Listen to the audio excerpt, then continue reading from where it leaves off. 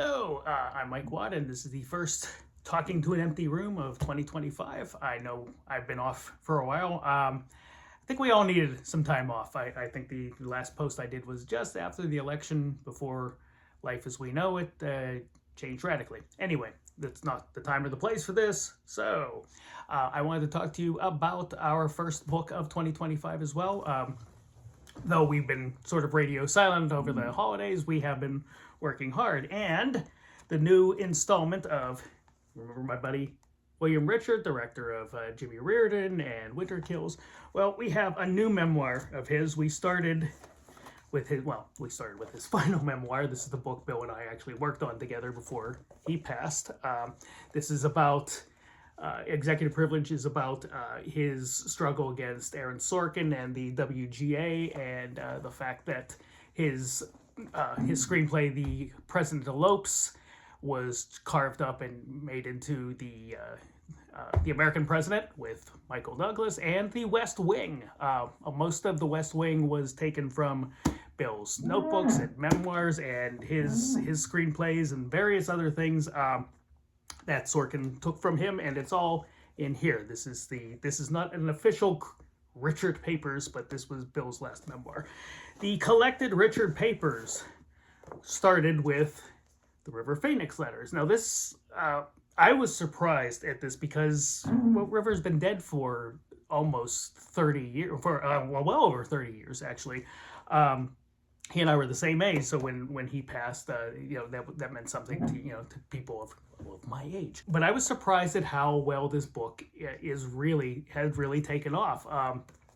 Not to disparage anything that Bill has done, but we're a niche publisher.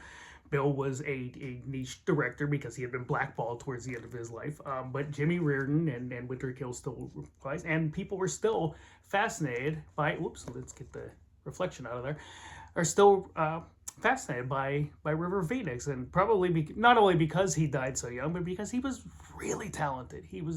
We had not seen what he was truly able to do.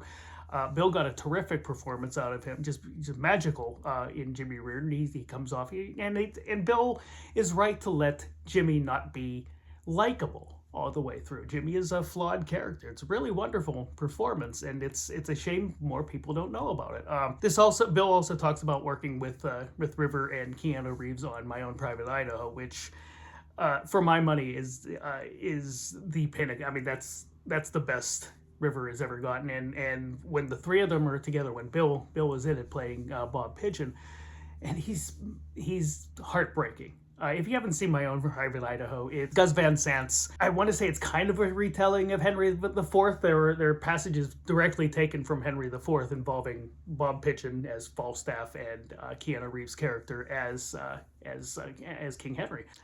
This book has been a consistent seller for us, and I'm really happy about it because this is all Bill's work. These Collected Richert Papers were put together by his widow Gretchen. She's become a partner of ours, or we've become a partner of hers, putting these out because Bill wrote every day of his life up to the end of his life, and he has so much of a legacy that we wanted to preserve it, and I'm happy to do so. And I'm really happy to the Rivers Truth Facebook group for helping promote this. It's you guys have been doing the Lord's work. We've been selling it all over the world, and I want to thank you guys. So this was the first volume of the Collected Richert Papers. The second, which just came out about a week and a half ago, is the Memory Snapshots Letters. These are the movie stories. These are the stories that Bill used to tell me over the phone once a week for 4 years when we were working on Executive Privilege. He would call me and he would say, "Guess who I just got off the phone with? Eli Wallach." He says to me, he's Bill, we need to get something together. I mean, Bill could do Eli Wallach's voice better than I could. I can do Bill. Okay. He said, we need to get something together. We need to prove to these young kids that we older guys, we're still around. Bill had this out, and I'm like, Eli, I don't do that anymore. I've been worked forever. You've probably worked before I have. We had a good chuckle about this, and then Eli Wallach died 4 days after Bill told me that story. I had this wonderful connection to the 70s Hollywood, the 60s and 70s Hollywood through Bill. And he would tell me these beautiful stories. I've told the Zappa story before. Mike, did I ever tell you the time that Frank Zappa called the cops on me because I was reading my screenplays too loud? I was on my balcony. He was 2 doors down. I said to him, Frank, you have to read it loud. How else can God hear you?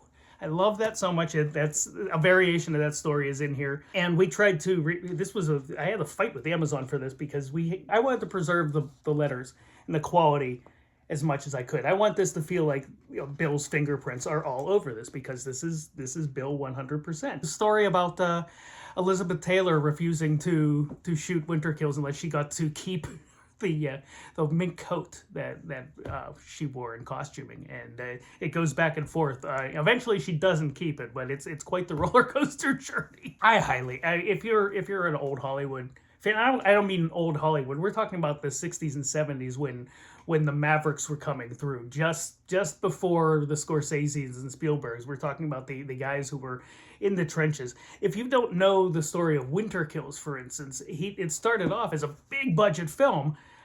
They're using gimbals for rocking boats, and they have this huge set that goes up for 4 stories, and they're shooting in this silo. And by the end of it, it's just Bill and Jeff Bridges rolling around stealing shots when they could, because the one set of producers were mobsters and got rubbed out. They were constantly being shut down for lack of payment. It's a harrowing journey that took forever. In fact, Bill and Jeff Bridges and the rest of the crew had to go to Germany and shoot Success just to raise the money to finish Winter Kills. A lot of that stuff is in here. This is the brand new one. This is 2025, and I'm really happy to see that it's out there. Now that we are the caretakers of William Richart's legacy, we will be putting out his screenplays as well. We will be putting out his original Winter Kills screenplay, his screenplay for A Night in the Life of Jimmy Reardon, which was originally called Aren't You Even Gonna Kiss Me Goodbye? And I'm looking into reprinting his novel of that as well. Bill wasn't just my friend. He was an important voice that got rubbed out too soon by political Hollywood bullshit. And it's something I want to rectify. That's my sole intent. So there's that. Go, and I want you to pick this up. It's on Amazon right now. I'm going to get it up on the site in a couple of days, as soon as our stock comes in. And I will talk to you guys soon. Thanks very much.